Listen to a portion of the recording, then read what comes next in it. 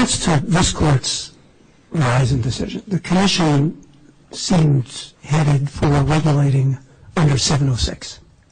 And the commission even called it the blueprint offered by the D.C. Circuit. That's the commission's word, not mine.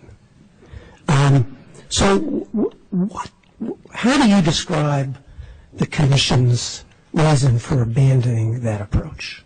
What's the policy explanation for that decision? So the policy explanation is that as we listened and as we learned from the record compiled in response to the NPRM, we considered the question of what the service was and how it had changed from the last time the commission had really dug deep, which was the cable modem order.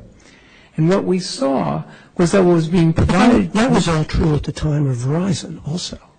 It was, and the commission had not chosen to consider Title II in the same way it did in this proceeding. Now I'll just focus my question. The question is, what after Verizon, after this court's Verizon decision, and after the commission focused its attention on proceeding under 706, what changed its mind? It couldn't have been changed circumstances, right? The circumstances are all essentially the same.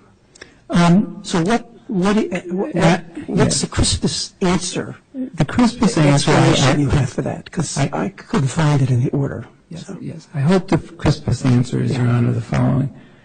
The commission looked at what kind of practices would most disrupt the virtuous circle.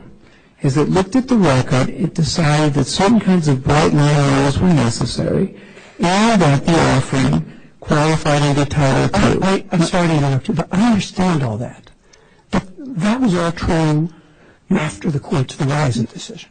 It was, Your Honor, but the record had yet to be compiled. At the time, what made the commission conclude that the authority it had over 706 wasn't adequate and that it needed to reclassify? Because that's my question. Yes, and as it looked at the record, it had to change facts, right? It had to be a different perception of what was happening.